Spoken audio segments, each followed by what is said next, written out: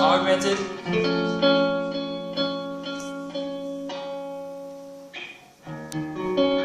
So on and so on. So I always think like that, what exactly is that note, and what can I maybe do with just one or two notes that's atmospheric, or will kind of give birth to the rest of the melody. For example, I played a song earlier that went...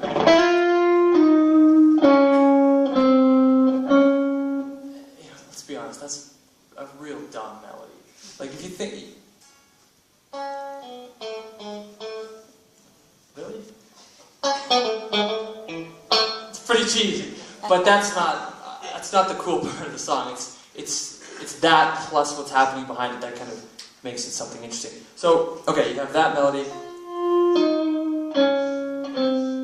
and that last note is kind of everything. So it's this kind of Opethian kind of sounding intro bit.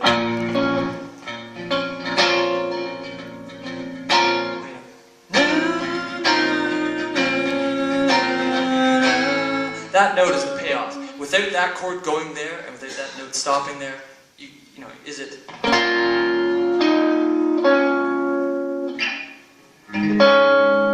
Or is it?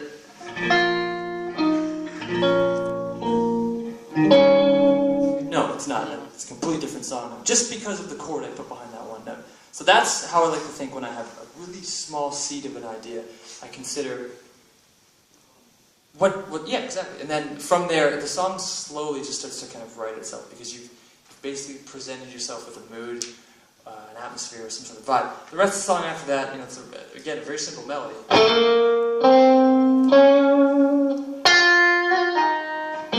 It's basically G.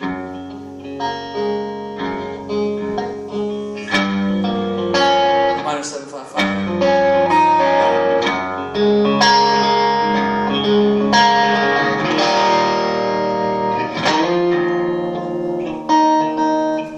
Notes are diatonic, but what I'm putting behind it is kind of weaving and then being in key. So that's seemingly overly scientific, but when you're in the moment doing it, it's very, very natural. A lot of people ask, is it important to know theory to be a musician? It's not, but when does having more information hurt? Except if you know about your parents' sex life or something. But anyways, Did you hear what he just said? Yeah, like, it's a good thing to when it gets know in that the way. stuff. Like, so I use that every time I try and write a piece of music. What is that note in relation to the chord? And then what kind of chord is it? What key is that in? It's a dangerous path sometimes, but sometimes it's really, really, especially if you have a writer's block. You guys ever have that when you're like, nothing's coming out?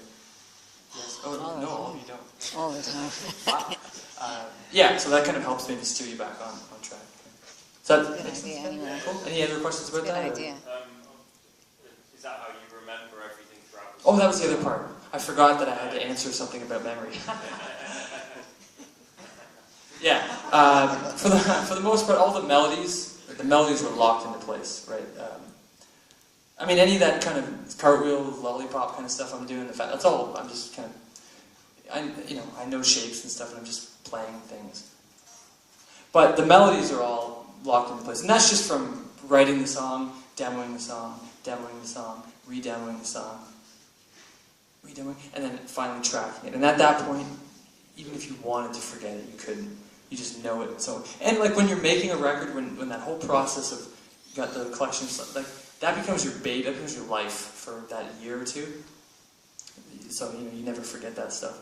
Yeah, definitely. Like if you're with an ex-girlfriend, if you're with her for 2 years, you'll always remember her name, even though you don't want to, maybe. Yeah, so same kind of thing, I guess. Same kind of thing. Anybody else? Yes, sir.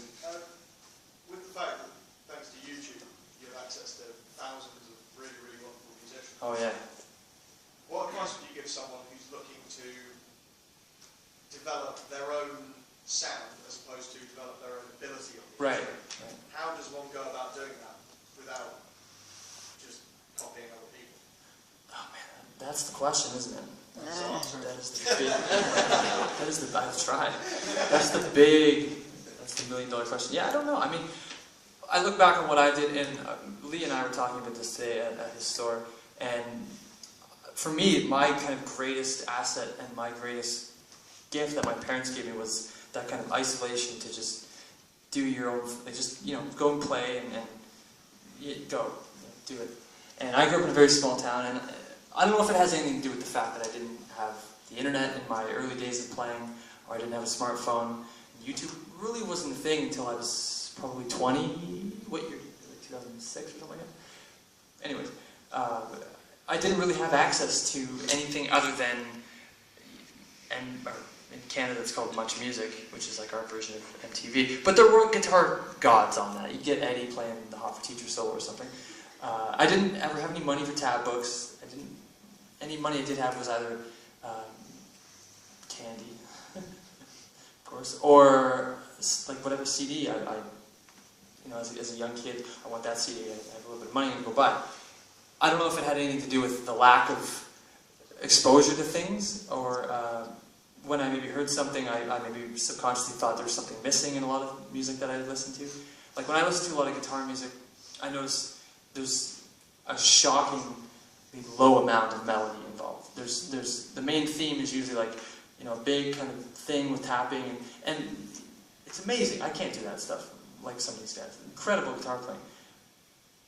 But I want to sing something, and for that reason, I think I really got into the whole harmony thing, understanding, you know, what is that note in relation to that chord.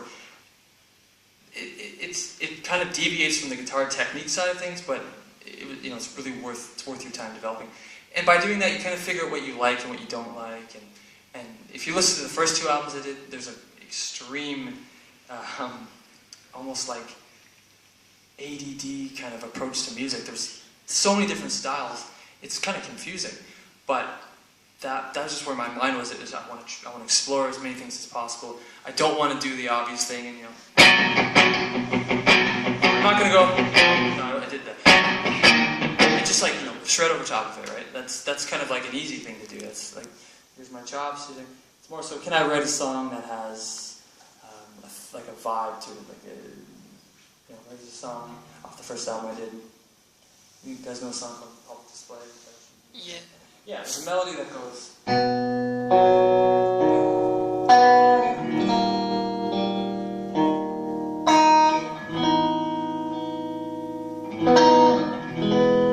play that. Like that melody, it's just inside the chord. I was really excited about stuff like that, and I didn't hear a lot of guys doing that.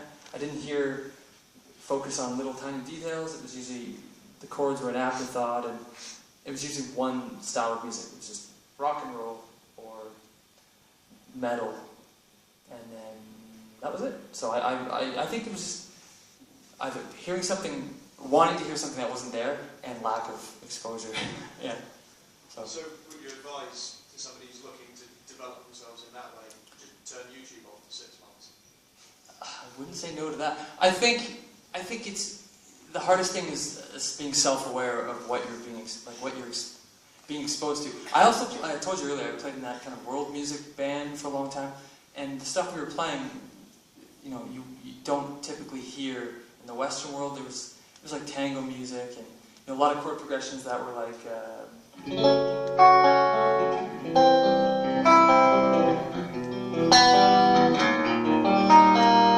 know, that sounds like almost like a Tim Burton movie or something. Like if I played those a little up higher, like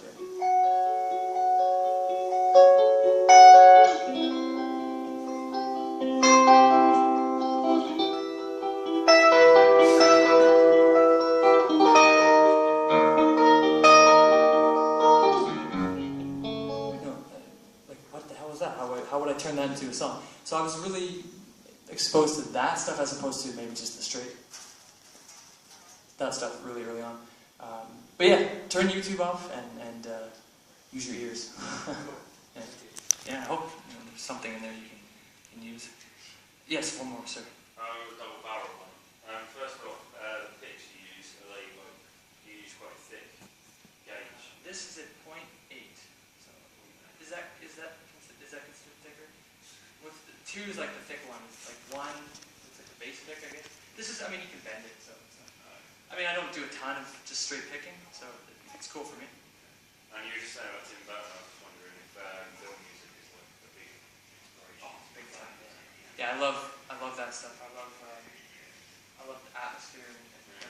find some of those chord progressions I like. A lot of tritone stuff, like, I love these kind of vibes.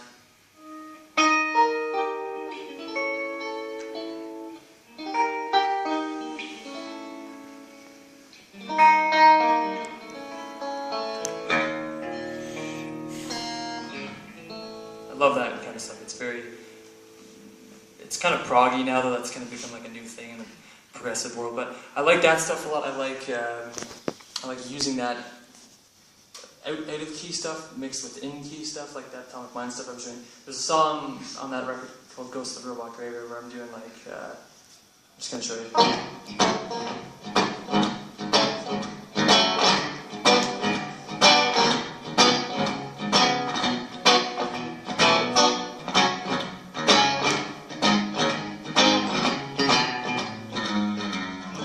Played that real slow, kind of arpeggiated. It sounds like something you'd hear in like Corpse Bride or something.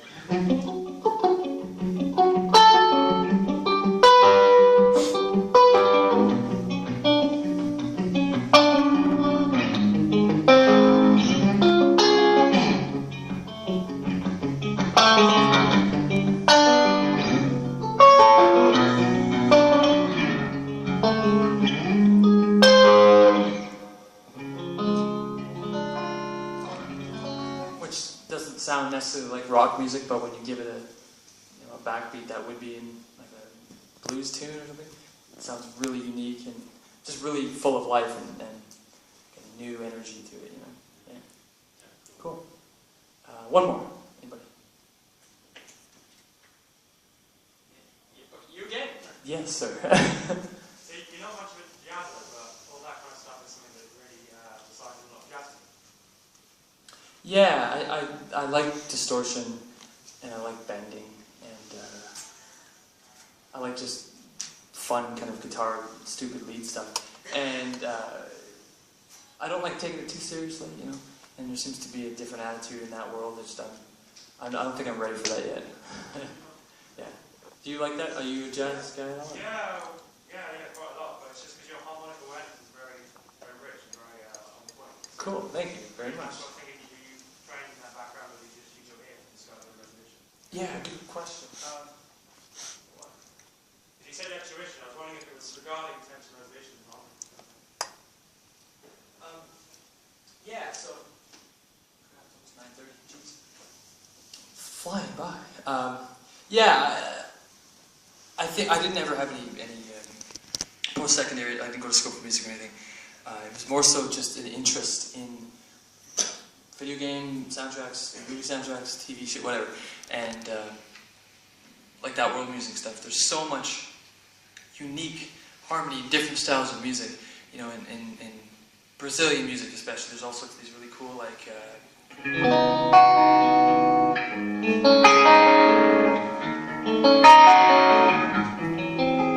That's beautiful stuff, and it all resolves so nicely with these pretty chords. There's a song on that album too. It goes like this. It's like,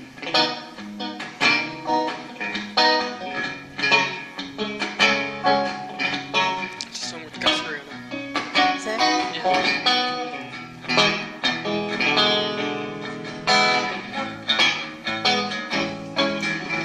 Nice sound.